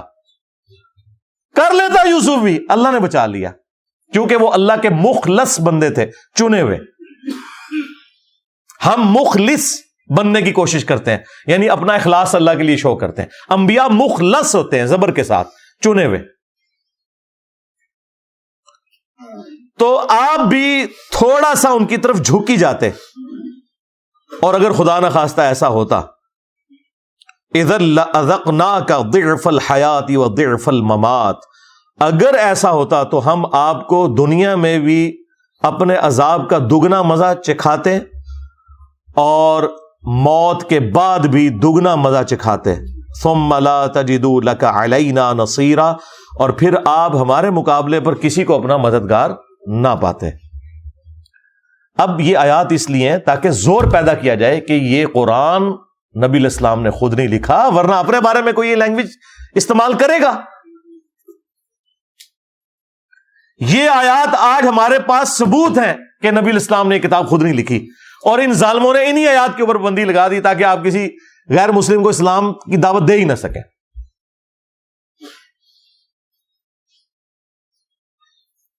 اور ان کے بابے بھی بچتے ہیں نا، کیونکہ بابے تو قرآن و سنت کے مطابق چلتے ہی کوئی نہیں ہے. کہتے ہیں جی ان سے شریعت کا قلم اٹھا ہوا ہے، دماغ کی لو چٹک گئی ہے. وہ سنے مفتی چٹک گئی ہے، سارے چٹ گئے ہو تسی. تو اللہ تبارک و تعالیٰ اپنے پیغمبروں کی حفاظت فرماتا ہے. جہاں کہیں اجتہادی ان سے غلطی ہو اسے ہم گناہ نہیں کہتے، لغزش کہتے ہیں. وہ انبیاء اکرام کی قرآن میں رپورٹ ہوئی ہیں. حضرت آدم علیہ السلام کی 7 دفعہ رپورٹ ہوئی ہے. یوسف علیہ السلام کے بارے میں آیا کہ وہ بھی قصد کر لیتے اگر اللہ نہ انہیں بچاتا. موسیٰ علیہ السلام سے بندہ مر گیا. یونس علیہ السلام کے بارے میں تو اتنے سخت الفاظ آئے کہ اگر وہ ہمیں نہ پکارتا مچھلی کے پیٹ میں تو پھر اسی دن نکالا جاتا جس دن مردے قبروں سے نکالے جائیں گے. ظاہر ہے یہ سب کچھ ہوا نا. ہمارے نبی علیہ السلام کے بارے میں بھی سورہ آل عمران میں آیا لیس لک من الامر شیء، اے نبی آپ کو کوئی اختیار نہیں ہے. حضور کی زبان سے بددعا نکل گئی تھی کافروں کے لیے، لیکن دیکھیں پھر اللہ تعالیٰ نے جس کے لیے بددعا نکلی اسی کے لیے اسی مبارک زبان سے سیف اللہ کا لقب خالد بن ولید کے لیے، جن کی وجہ سے نبی علیہ السلام کے 4 دانت شہید ہوئے. بخاری مسلم میں آتا ہے. منافقین کے بہانے سن کے جانے دیا قرآن میں، اے نبی اللہ آپ کو معاف کرے، آپ نے ایسا کیوں کیا. سورہ توبہ میں منافقین کا جنازہ پڑھا دیا. کہا کہ آمدہ نہیں جنازہ پڑھانا، نہ کسی کی قبر پہ کھڑا ہونا ہے، اور 70 دفعہ بھی مغفرت کی دعا کرو گے ہم قبول نہیں کریں گے. اس طرح کے کئی واقعات ہیں. پھر جو غزوہ بدر کے قیدیوں کے بارے میں تو اتنی سخت آیات سورۃ الانفال میں کہ اگر وہ پہلے آیت نازل نہ ہوئی ہوتی جس سے تم لوگوں نے اجتہاد کیا ہے تو تمہیں عذاب دیا جاتا. تم نے بدر کے قیدی چھوڑ کیوں دیے؟ فتنہ تو ختم ہی نہیں ہوا. پھر عبس وتولی کی آیات جو نازل ہوئی عبداللہ ابن ام مکتوم کے حوالے سے، تو اللہ تعالیٰ اپنے پیغمبروں پر گرفت فرماتا ہے اگر ان سے کہیں اجتہادی غلطی ہو جو گناہ نہیں ہوتے، اس کی اصلاح فرما دیتا ہے۔ چونکہ اصلاح ہو جاتی ہے اس لیے ہم کہتے ہیں کہ پیغمبر معصوم ہے، کہ اگر کہیں مس ہینڈلنگ ہوئی تھی، گناہ کے زمرے میں نہیں، غلطی کے زمرے میں، لغزش کے زمرے میں، تو اللہ تعالیٰ اس کی ریمیڈی فرما دیتا ہے۔ At the end of the day جب پیغمبر دنیا سے جاتے ہیں تو ہر چیز بالکل صاف ستھری دے کے امت کو جاتے ہیں۔ لیکن نبی کے بعد کوئی شخص یہ دعویٰ نہیں کر سکتا کہ اس کے پاس کوئی وحی آئی ہوئی ہے اور وہ غلطی کرے گا تو اس کی غلطی کی نشاندہی جو ہے وہ اللہ تعالیٰ کرے گا، نہیں، وہ ہم قرآن و سنت کی روشنی میں ہی کریں گے۔ یہ فرق ہے۔ اب یہ عصمت انبیاء کا ٹاپک ایسا ہے کہ یہ صرف اس آیت پہ میں 2-3 گھنٹے بھی بولوں نا تو کم ہے، لیکن چونکہ میں نے ٹاپک کور کرنا ہے اس لیے میں اسے یہیں پہ چھوڑتا ہوں، آپ میری وہ ویڈیوز دیکھ لیجئے گا۔ 9th ریفرنس سورۃ القصص کی آیت نمبر 56، انک لا تہدی من احببت ولکن اللہ یہدی من یشاء۔ اے نبی، بے شک جس سے تم محبت کرتے ہو تم اسے ہدایت نہیں دے سکتے، اللہ جسے چاہتا ہے ہدایت دیتا ہے۔ وَهُوَ أَعْلَمُ بِالْمُهْتَدِينَ، اور وہ بہتر جانتا ہے کہ کسے ہدایت دینی ہے۔ نبی علیہ السلام کی تو یہی خواہش تھی کہ سارے لوگ ہی کلمہ پڑھ لیں۔ آپ کی خواہش اگر پوری ہوتی تو ابو لہب بغیر کلمے کے دنیا سے نہ جاتا، آپ کا چچا تھا، لیکن اس کے خلاف پوری سورت نازل ہو گئی ہے۔ تو اللہ تعالیٰ فرما رہا ہے کہ جس سے تم محبت کرتے ہو تم اسے ہدایت نہیں دے سکتے، اللہ جسے چاہتا ہے ہدایت دیتا ہے۔ اور یہ کوئی ظلم والا معاملہ بھی نہیں کہ اللہ تعالیٰ جان بوجھ کے گمراہ رکھتا ہے، نہیں، والذین جاہدوا فینا لنہدینہم سبلنا، جو لوگ ہماری راہ میں کوشش کریں گے ان کے لیے ہدایت ہوگی۔ جو آنکھیں بند کر کے لیٹا ہوا ہے، مکار اٹھنا ہی نہیں چاہتا، اس کو نبی بھی نہیں اٹھائے گا، نہ اللہ تعالیٰ اسے زبردستی اٹھا کے ہدایت دے گا۔ ہاں، جو سویا ہوا تھا اسے نبی جھنجھوڑے گا، اگر نہ اٹھا نبی کی دعا کی برکت سے اللہ تعالیٰ اسے اٹھا دے گا۔ لیکن جو آنکھیں بند کر کے لیٹا ہوا ہے وہ تو پہلے ہی جاگ رہا ہے، وہ مکاری کر رہا ہے علماء یہود کی طرح، اسے کبھی بھی ہدایت نہیں ملے گی۔ 10th نمبر ریفرنس، یہ وہ آیت ہے جس کے بارے میں نے کہا تھا کہ آپ کسی بھی پاکستان کے چوک میں یہ آیت اگر تلاوت کر دیں ترجمے کے ساتھ، بھلے آپ اعلیٰ حضرت کا ہی ترجمہ پڑھ دیں، تو آپ کا غائبانہ نماز جنازہ ہمیں پڑھنا پڑ جائے گا۔ اتنا حوصلہ ہی نہیں کہ یہ آیت کوئی سن سکے۔ سورۃ الاعراف آیت نمبر 188، اگر نبی علیہ السلام کا یہ سٹیٹس ہے تب بابت شاہ ہی کوئی نہیں۔ قُلْ لَا أَمْلِكُ لِنَفْسِي نَفْعًا وَلَا ضَرًّا، اے نبی تم فرماؤ میں تو اپنی جان کے لیے بھی کسی بھی نفع اور نقصان کا مالک نہیں ہوں، اِلَّا مَا شَاءَ اللَّهُ، مگر جو اللہ چاہے۔ اب اس کو اسی آیت میں پھر کھولا گیا کہ اس سے مراد کیا ہے نفع نقصان کا مالک نہیں ہوں۔ وَلَوْ كُنْتُ أَعْلَمُ الْغَيْبَ، اگر میں خود سے غائب جان لیتا، مجھے پتا چل جاتا کہ مستقبل میں کیا ہونے والا ہے، لَسْتَكْثَرْتُ مِنَ الْخَيْرِ، تو میں خیر کثیر جمع کر لیتا۔ وَمَا مَسَّنِيَ السُّوءُ، اور مجھے کبھی کوئی برائی نہ پہنچتی، کوئی تکلیف نہ پہنچتی، میں پہلے ہی اس کے لیے کوئی معاملات کو سیٹل کر لیتا ہے۔ نبی علیہ السلام کو اگر پہلے یہ پتا چل جاتا کہ ایگزیکٹلی کیا ہونا ہے، ویسے تو بخاری میں آتا ہے نبی علیہ السلام کو احد کے موقع پر ایک خواب دکھایا گیا تھا کہ آپ کے سامنے ایک گائے ذبح ہو رہی ہے، تو آپ کو یہ کلک کر گئی کہ کل یہ دن مشکل ہونے والا ہے مسلمانوں پر، لیکن ایگزیکٹلی کیا ہوگا کہ وہ 50 تیر انداز میں سے 35 جو ہے وہ درہ چھوڑ دیں گے۔ حالانکہ بخاری میں الفاظ تھے، نبی علیہ السلام نے کہا کہ تم دیکھو کہ ہماری لاشوں کو چیل کوے بھی اٹھا رہے ہیں نا، تب بھی تم نے یہ درہ نہیں چھوڑنا۔ اس سے زیادہ اور کیسے سمجھایا جاتا، لیکن ہو گیا وہ۔ اس کی وجہ سے نبی علیہ السلام کے بھی دانت شہید ہوئے، 70 کے قریب صحابہ شہید ہوئے، صرف ان 35 بندوں کی نافرمانی کرنے کی وجہ سے۔ اس پہ میں جملہ بولتا ہوں کہ اگر نبی دنیا میں موجود ہوں اور نبی کے ماننے والے نبی کی نافرمانی کریں تو اس کا رزلٹ یہ نکلتا ہے کہ باقی مسلمان بھی تکلیف کاٹتے ہیں، خود نبی بھی تکلیف کاٹتے ہیں۔ آج تو نبی دنیا میں موجود نہیں ہے، آج اگر ہم اللہ اور اس کے رسول کی نافرمانیاں کریں گے تو ہمیں یہ کون سا تکبر ہے کہ نبی علیہ السلام کی دعاؤں کا حصہ ہمیں مل جائے گا؟ جب نبی دنیا میں موجود تھے اور چند لوگوں نے نبی علیہ السلام کی نافرمانی کی اس کی پاداش میں اللہ تعالیٰ نے نبی علیہ السلام کے بھی دانت شہید ہوئے، 70 صحابہ بھی شہید ہو گئے. اگر لحاظ ہونا چاہیے تھا وہاں ہوتا نا. یہ اللہ تعالیٰ نے ایگزامپل سیٹ کی کہ یہ نعرے مارنے چھوڑ دو، جو کچھ بھی ہے تیرے محبوب کی امت سے ہے. نہ، محبوب کی اتباع کرو گے پھر یہ نسبت بھی کام آئے گی. تمہیں تو یہی بتایا گیا نا کہ نبی نے شفاعت کرنی ہے، یقیناً کرنی ہے، یہ تو سب کو پتا ہے. لیکن جو شکایت لگانی ہے، وقال الرسول یا رب ان قوم اتخذوا هذا القرآن مہجورا، نبی شکایت کریں گے کہ میری امت نے قرآن کو پیٹ کے پیچھے ڈال دیا تھا. سورۃ الفرقان سورت نمبر 25 آیت نمبر 30. یہ نہیں آپ کو بتایا گیا.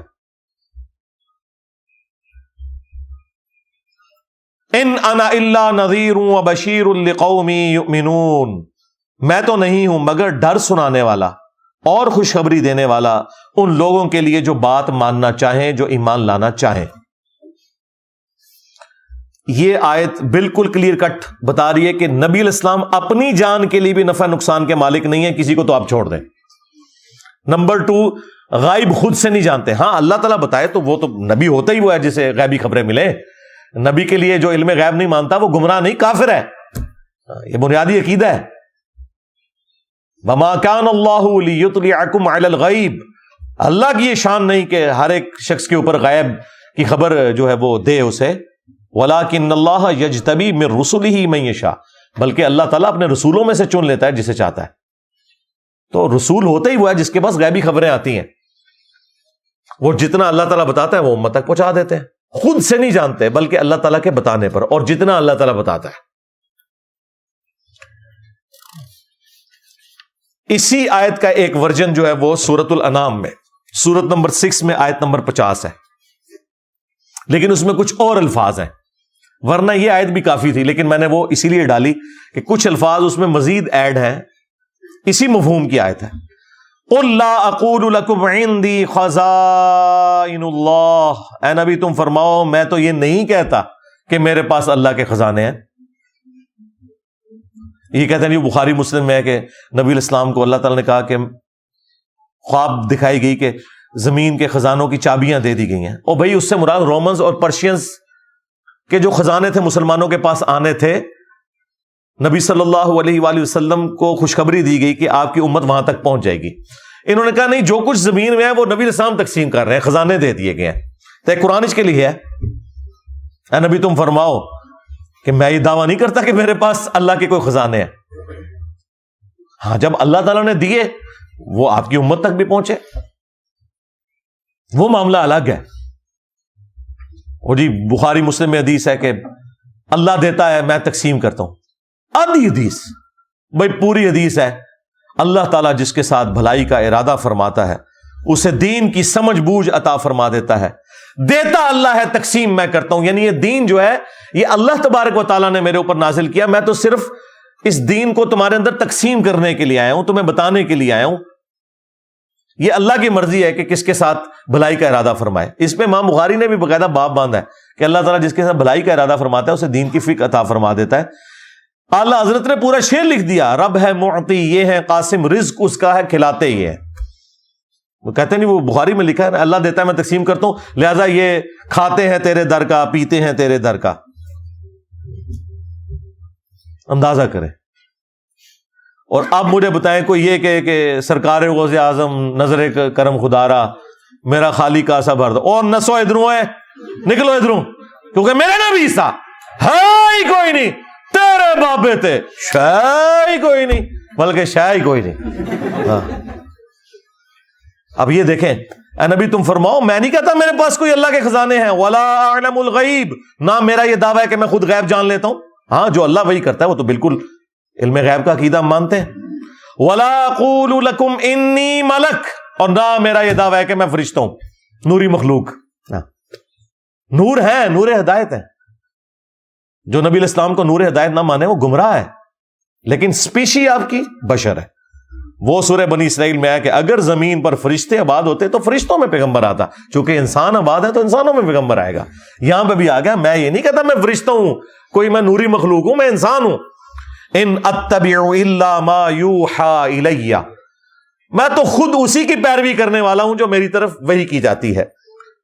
قل هل يستوي الاعمى والبصیر، اے نبی ان سے فرماؤ بھلا بتاؤ کہ اندھا اور آنکھ والا برابر ہو سکتے؟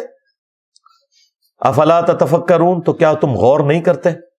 ہم بھی نہیں یہ کہیں گے کہ اندھو، عقل کے اندھو، قرآن و سنت سے دور بھاگنے والوں، تم اور قرآن و سنت والے کبھی بھی برابر نہیں ہو سکتے۔ تم اپنے بابوں کے دین کے اوپر ہو، صرف ان بابوں کو مانو جو کتابوں کو مانتے ہیں، کیونکہ عزتیں ان بابوں نے اویل کی تھیں کتابوں کی وجہ سے، چندے بٹورے تھے انہوں نے اللہ اور اس کے رسول کے نام کے اوپر عز وجل و صلی اللہ علیہ وآلہ وسلم، سواریاں انہوں نے سوار کی تھی مکے اور مدینے کے نام کے اوپر، لیکن افسوس پھینکی جا کے بغداد شریف، دیوبند شریف، اجمیر شریف، بریلی شریف کے اندر غداری کی ہے تم لوگوں نے اپنے نبی کے ساتھ۔ دیکھ لو پھر اللہ تعالیٰ نے کیسا انتقام لیا ہے تم سے، کتنی بڑی بلا تمہارے اوپر چھوڑ دی ہے۔ میں نبی سا ہے ہی کوئی نہیں، تیرے بابے تھے شاہ ہی کوئی نہیں۔ تو جی یہ 11 ریفرنس ہو گئے، آخری ریفرنس نمبر 12 سورہ آل عمران سورت نمبر 3 کی آیت نمبر 144۔ غزوہ احد کے موقع پر جب نبی علیہ السلام کی شہادت کی افواہ پھیل گئی، چکے آپ کو زخم ہی اتنا آیا تھا، 4 دانت شہید ہو گئے، آپ کا بلڈ پریشر اتنا لاس ہوا کہ آپ بے ہوش ہو گئے۔ بخاری مسلم میں آتا ہے کہ مولا علی علیہ السلام ایک ڈھال کو الٹا کر کے اس کو برتن بنا کے اس میں پانی لے کے آئے، اور اس پانی سے سیدہ فاطمہ سلام اللہ علیہا نے نبی علیہ السلام کا زخم دھویا، یہ نیچے کے جو 4 دانت تھے، اس کے باوجود خون نہیں رک رہا تھا۔ پھر انہوں نے ایک کاٹن کا کپڑا جلا کے اس کی راکھ وہاں پہ رکھی، پھر خون رکا۔ اب اس موقع کے اوپر آپ کو پتا ہے صحابہ کرام میں ایک مورائل تو ڈاؤن ہو گیا، افواہ پھیل گئی کہ نبی علیہ السلام شہید ہو گئے۔ اس موقع پہ یہ آیات نازل ہوئی، وَمَا مُحَمَّدٌ إِلَّا رَسُولٌ، محمد تو نہیں ہے مگر ایک رسول، وہ خدا نہیں ہے، اللہ کے پیغمبر ہے۔ قد خلت من قبلہ الرسل، اور ان سے پہلے بھی کئی رسول گزر چکے ہیں، یعنی رسول دنیا میں آتے ہیں پھر چلے جاتے ہیں اپنا کام کر کے۔ افئن مات، اگر یہ مر جائیں، اور پاکستان میں ترجمہ اگر یہ وصال شریف فرما جائیں، لیکن وصال بھی عربی کا لفظ تھا، وفات بھی عربی کا لفظ تھا، اللہ نے لفظ استعمال کیا افئن مات، تاکہ تمہارا عقیدہ درست کرے کہ جسے موت آتی ہے نا وہ انسان ہوتا ہے، جسے موت نہیں آتی وہ خالق ہوتا ہے، وہ معبود ہوتا ہے۔ او قتلا انقلبتم علی اعقابکم، یا یہ قتل ہو جائیں، اور پاکستان میں ترجمہ شہید ہو جائیں، حالانکہ شہید بھی عربی کا لفظ تھا، تو تم اپنے دین سے الٹے قدم پھر جاؤ گے۔ یعنی یہ تم نے نبی کے اوپر کوئی احسان کیا تھا کلمہ پڑھ کے، یا اس نبی کے دنیا سے جانے کے بعد دین اسلام ختم ہو جائے گا؟ بھائی اتنے پیغمبر آئے چلے گئے، اسلام تو ختم نہیں ہوا، اللہ کا تعارف تو ختم نہیں ہوا۔ اللہ کے ماننے والے اور اللہ کے دشمن، یہ 2 پارٹیاں، رحمانی پارٹی اور شیطانی پارٹی، یہ تو قیامت تک رہیں گے۔ نبی آتے ہیں اپنا پیغام دے کر دنیا سے چلے جاتے ہیں، نبیوں کے جانے کے بعد کوئی اللہ کا پیغام ختم تو نہیں ہو جاتا۔ اگر یہ مر جائیں یا قتل کر دیے جائیں تو کیا تم اپنے دین سے الٹے قدم پھر جاؤ گے؟ یہ کوئی ہمارے نبی پہ تم نے احسان کیا تھا؟ تم نے اگر ہدایت قبول کی تو اپنے اوپر احسان کیا تھا، نبی کے اوپر کوئی احسان نہیں کیا تم نے۔ وَمَن يَنقَلِبْ عَلَىٰ عَقِبَيْهِ، تو جو کوئی تم میں سے اپنے دین سے الٹے قدم پھرا، فَلَن يَضُرَّ اللَّهَ شَيْئًا، تو وہ اللہ کی کوئی چیز بگاڑ نہیں سکے گا، اللہ کا کوئی نقصان نہیں کر سکے گا۔ وَسَيَجْزِي اللَّهُ الشَّاكِرِينَ، اور ان قریب اللہ تعالی شکر گزاری کی روش اختیار کرنے والوں کو جزا دے گا۔ اور شکر گزاری کی روش کون اختیار کریں گے؟ جو دین کے اوپر ثابت قدم رہیں گے، کیونکہ دین کے اوپر ثابت قدم رہنا یہ اللہ تعالی کی طرف سے آئی ہوئی ایمان کی نعمت کا شکر ادا کرنا ہے پریکٹیکلی۔ اللہ تعالیٰ ایسے لوگوں کو پھر جزا دے گا۔ یہ وہ آیت ہے جو خلیفہ اول سیدنا ابو بکر الصدیق رضی اللہ تعالیٰ عنہ علیہ السلام نے نبی علیہ السلام کی میت کے اوپر تلاوت کی تھی، جو میں اسی فرقے کے بابوں کو کہتا ہوں کہ تمہاری تو جرت نہیں ہے کہ تم ابو بکر صدیق کا خطبہ ہی بیان کر سکو، تمہارے نزدیک تو 295 سی لگتی ہے اس خطبے کے اوپر، انہوں نے تو کہنا تھا بھئی نبی کی میت کے اوپر تو کوئی شانہ بیان کر، نعتاں پڑھ. پھر تو عید لے کے بہ گئے. انہیں پتا تھا، صحیح بخاری میں حدیث ہے، دیکھنا میری شان کو اس طرح بلند نہ کرنا جس طرح نصارہ نے اپنے پیغمبر کو بڑھا دیا. میں اللہ کا بندہ اور اس کا رسول ہوں، مجھے اللہ کا بندہ اور اس کا رسول ہی کہنا. ہاں تو سیدنا ابو بکر صدیق رضی اللہ تعالیٰ عنہ نے نبی علیہ السلام کے سچے مجاہد ہونے کا ثبوت دیا. نبی علیہ السلام کی یہ کامیابی ہے کہ آپ نے ابو بکر جیسا انسان اپنے بعد چھوڑا کہ جنہوں نے نبی کی میت کے اوپر شان رسالت نہیں بیان کی، توحید کو اسٹیبلش کیا تاکہ محمد رسول اللہ جیزس کرائسٹ نہ بن جائیں دوسرے. کیونکہ انسانیت میں سب سے بڑا شرک ایک پیغمبر کے نام کے اوپر ہوا ہے، عیسیٰ ابن مریم. نبی علیہ السلام نے بھی دوسرا عیسیٰ ابن مریم بن جانا تھا اگر نبی علیہ السلام نے تعلیمات نہ دی ہوتی اور حضرت ابو بکر نے وہ خطبہ نہ دیا ہوتا جو بخاری میں 4 جگہ ہے. سیدنا ابو بکر صدیق رضی اللہ تعالیٰ عنہ بخاری میں آتا ہے کہ حجرہ عائشہ میں داخل ہوئے، نبی علیہ السلام کی میت کو بوسہ دیا اور کہا یا رسول اللہ، اللہ تعالیٰ آپ پہ 2 موتیں جمع نہیں کرے گا، ایک موت تو آپ کا مقدر تھی. کیونکہ حضرت عمر باہر کہہ رہے تھے نا کہ جو کہے گا کہ نبی علیہ السلام فوت ہو گئے میں اسے قتل کر دوں گا. ان کا عقیدہ یہ تھا کہ نبی نے تو بشارتیں دی ہیں کہ رومنز اور پرشینز نے ابھی ٹوٹنا ہے.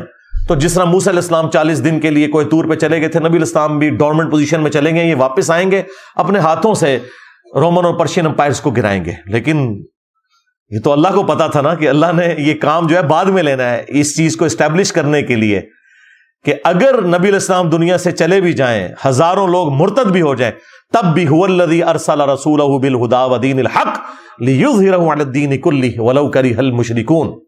وہی اللہ ہے جس نے الہدا قرآن کے ساتھ اور دین حق کے ساتھ نبی کو مبعوث کیا تاکہ تمام ادیان پر غالب کر دے. تو حضرت ابو بکر نے کہا یا رسول اللہ، اللہ تعالیٰ آپ پہ 2 موتیں جمع نہیں کرے گا.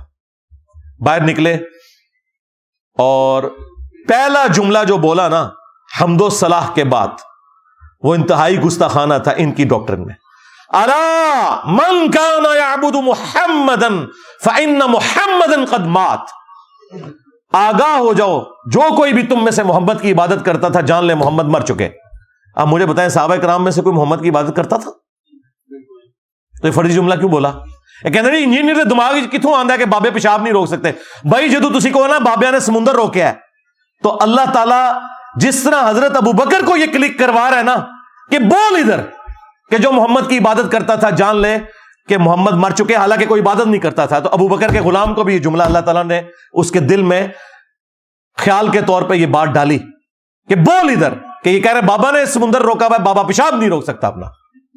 کہتے جملے کتوں آندے رہے جتوں ابو بکر نو آئے تھے سر. قرآن بھی سی یہ جملہ کسی حدیث میں تھا، اپنی طرف سے جملہ بیان کیا. کیوں؟ توحید جب اسٹیبلش ہوتی ہے نا، فتنوں کے خاتمے کے لیے آپ کو جملے بولنے پڑتے ہیں.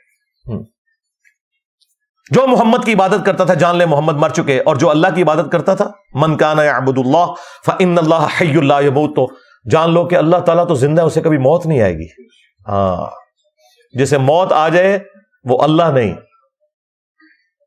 اور جسے موت نہیں آتی وہ اللہ ہے.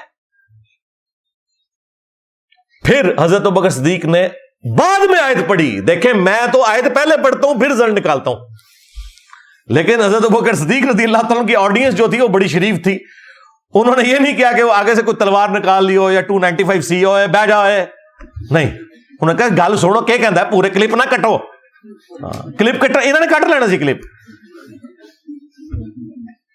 آیت بعد میں پڑھی، میں آیت حدیث پہلے پڑھتا ہوں رزلٹ بعد میں نکالتا ہوں. لیکن حضرت بکر صدیق نے پہلے اپنا جملہ بولا پھر یہ آیت پڑھی وما محمد الا رسول قد خلت من قبلہ الرسل افئن مات او قتل. اور ڈاکٹر طارق قادری صاحب کہتے ہیں اوے نبی کو مردہ کہنے والوں تم مر جاؤ. قرآن تو کہتا ہے شہید کو مردہ نہ کہو. یہ بات حضرت ابو بکر کو نہیں پتا تھی. قرآن یہ کہنا چاہ رہا ہے کہ شہید زندہ ہے. اس کا مطلب یہ ہے کہ پھر اس کی بیوہ کو شادی نہیں کرنی چاہیے کیونکہ پھر وہ زنا کر رہی ہوگی. اس کا خاوند تو زندہ ہے نا. نہیں او والا زندہ نہیں. ہاں آئے نا داڑھ تلے او والا زندہ نہیں. ہاں اے او والے نہیں تے مسئلہ ہے. اے او والا مسئلہ تے میں حل کیتا ہے تہاڈا او والا مسئلہ. ہاں وہ تو اللہ تعالیٰ نے کافروں کو اور منافقین کو کہا جب وہ کہہ رہے تھے نا کہ یہ ہمارے بھائی نہ جاتے جنگ میں تو نہ مرتے احد کے اندر. تو اللہ تعالیٰ نے اس کے جواب میں یہ بات کی ہے کہ اللہ کے حضور وہ زندہ ہے، دنیا سے ضرور مر گئے ہیں، انہیں مردہ نہ سمجھنا، اللہ کے حضور زندہ ہے۔ تو قرآن تو خود کہہ رہا ہے کہ نبی مر جائیں یا قتل کر دیے جائیں، حضرت ابوبکر کہہ رہے ہیں نبی مر چکے، ان کو نہیں پتا تھا کہ نبی کو مردہ نہیں کہنا، نہیں، آخرت میں تو زندہ ہے۔ پھر دوسری آیت پڑھی سورہ زمر کی آیت نمبر 30، انک میت وانہم میتون، اے نبی تمہیں بھی مرنا ہے، ان کو بھی مرنا ہے۔ تو سیدنا ابوبکر صدیق رضی اللہ تعالیٰ عنہ نے توحید کو اسٹیبلش کیا نبی علیہ السلام کی میت کے اوپر، یہ بتانے کے لیے کہ نبیوں کے دنیا میں آنے کا مقصد اللہ تعالیٰ کی شناخت کروانا ہوتا ہے، اور نبیوں کے سچے ماننے والے وہ ہیں جو نبیوں کی تعلیمات کی پیروی کرتے ہیں، نہ کہ یہ کہ اپنے خیالات کو انہوں نے دین کا نام دے دیا ہے، کہ پیغمبروں کو منی گاڈ بنا لیا ہوا ہے، بابوں کو منی رسول بنا لیا ہوا ہے۔ یہ کام نہ کریں بھائی، جس کا جو مرتبہ ہے اس کو وہیں رہنے دیں۔ باقی مجھے بہت کچھ کہنا تھا لیکن گھنٹوں لگ جائیں گے اس کے اوپر، میری ایک اور ویڈیو آپ ضرور دیکھیں، شیطانی توحید، شیطانی بابوں کا فتنہ۔ یہ جو آپ کو توحید بتا رہے ہیں نا، یہ شیطانی توحید ہے جس میں بابوں کو اور پیغمبروں کو اللہ کے مقابلے پہ کھڑا کرتے ہیں، اور ایک رحمانی توحید ہے جو قرآن و سنت میں آئی ہے، جس کو یہ گستاخی اور توہین کا نام دیتے ہیں، حالانکہ وہ گستاخی اور توہین نہیں ہے۔ میں آپ کو اللہ کی قسم اٹھا کے کہتا ہوں کہ بریلویت میں مجھے نبی علیہ السلام کے ساتھ وہ عشق اور محبت نہیں تھا جو کتاب و سنت پڑھنے کے بعد ہوا ہے۔ تم لوگوں نے تو صرف نعتوں میں غلوف کر کے عشق و محبت کو تلاش کیا ہے نا۔ نبی علیہ السلام کی تعلیمات بالکل اس کے اپوزٹ ہے۔ کرسچنز بھی قیامت والے دن عشق و محبت سے پیش ہو رہے ہوں گے۔ اٹھا کے پڑھو سورۃ المائدہ کا آخری رکوع، اے عیسیٰ کیا تو نے کہا تھا ان سے کہ تجھے اور تیری ماں کو معبود مان لے اللہ کے مقابلے پر؟ من دون اللہ، یہ کہتے ہیں من دون اللہ بتوں کے بارے میں، اور عیسیٰ ان کی ماں کے بارے میں من دون اللہ آیا سورۃ المائدہ میں۔ تو عیسیٰ ابن مریم کیا کہیں گے؟ یا اللہ مجھے کب شایا تھا میں کوئی ایسی بات کرتا جس کا میں اہل ہی نہیں، میں نے تو ان سے وہی کہا تھا جو تو نے میری طرف وہی کیا تھا کہ عبادت کرو اس اللہ کی جو میرا بھی رب ہے تمہارا بھی رب ہے۔ اگر میں نے ان سے کوئی ایسی بات کی ہے اللہ تو تیرے علم میں ہوگی، کیونکہ جو تیرے جی میں ہے وہ میں نہیں جانتا، اور جو میرے جی میں وہ تو جانتا ہے، اور تو سارے غیبوں کا جاننے والا ہے۔ دیکھیں کانفیڈنس کس طرح عیسیٰ ابن مریم کا لوز ہو جائے گا، حالانکہ کہا نہیں ہوا، پھر بھی کہا یا اللہ اگر میں نے کوئی بات کی ہے تیرے علم میں تو ہوگی، مجھے نہیں پتا تیرے جی میں اس وقت کیا ہے، میرا سب کچھ تیرے سامنے ہے۔ اب یہ تیرے بندے ہیں، چاہے انہیں عذاب دے چاہے چھوڑ دے، اللہ تعالیٰ فرمائے گا آج وہ دن ہے سچوں کو صرف سچا عقیدہ ہی فائدہ دے گا۔ عیسیٰ کے جیسا ہے ہی کوئی نہیں، تیرے سارے بابے شاہی کوئی نہیں۔ اللہ تعالیٰ ہمارا عیسیٰ اور اس کی ماں کھانا کھانے کے محتاج تھے، دیکھو ہم اپنی آیات کس طرح کھول کھول کر بیان کر رہے ہیں۔ عیسیٰ ابن مریم کو پوچھ رہے ہو، ان کی ماں کو، وہ تمہارے نفع نقصان کے مالک نہیں ہے۔ اللہ سب کچھ سننے والا ہے، جاننے والا ہے۔ یعنی عیسیٰ ابن مریم اگر کسی کے نفع نقصان کے مالک نہیں، بابت شاہی کوئی نہیں، کہتے نہیں جی وہ تو عیسائیوں کو کہا گیا ان کی عبادت نہ کرو، اگے پڑھ، اگے لکھے ہے کہ وہ تمہارے نفع نقصان کے مالک نہیں، عبادت کرو نہ کرو یہ دوسری چیز ہے، نفع نقصان کے مالک ہی نہیں۔ شرک کیا کرسچنز نے، اللہ تعالیٰ نے غصہ عیسیٰ ابن مریم کو سینٹرڈ کرتے ہوئے کرسچنز کے اوپر نکالا۔ لقد کفر الذین قالوا ان اللہ هو المسیح ابن مریم، بے شک وہ لوگ کھلا کفر کر رہے ہیں جو کہہ رہے ہیں کہ عیسیٰ ابن مریم ہی اللہ ہے۔ قل فمن یملک من اللہ شیئا، اے وہی لفظ دے شیئا، بابے دے شاہی کوئی نہیں۔ اے نبی تم فرماؤ بھلا اللہ کا کوئی کیا بگاڑ لے گا؟ ان اراد ان یہلک المسیح، کہ اگر اللہ ارادہ کر لے کہ وہ مسیح کو ہلاک کر دے، الفاظ دیکھیں، ہلاک کر دے اس کی ماں کو اور جتنے زمین میں سارے بابے، اگر اللہ تعالیٰ ان سب کو ہلاک کر دے، اللہ کا کوئی کیا بگاڑ لے گا؟ اب مجھے بتائیں، توحید اسٹیبلش کرنی تھی، غصہ کرسچنز کے اوپر تھا، سینٹرڈ کیا عیسیٰ ابن مریم کو، کیوں؟ تاکہ کل کوئی انجینئر صاحب یہ کہہ سکیں کہ عیسیٰ کے جیسا ہے ہی کوئی نہیں، تیرے بابے تھے شاید ہی کوئی نہیں، یہ کہہ سکیں اولو العزم پیغمبر کو سینٹرڈ کرتے ہوئے۔ تو باتیں بہت ساری کی جا سکتی تھی، میرا خیال ہے جن کی قسمت میں ہدایت ہے ان کے لیے یہ ساری گفتگو کافی ہوگی۔ انشاءاللہ تعالی. صلو علی محمد وآل محمد.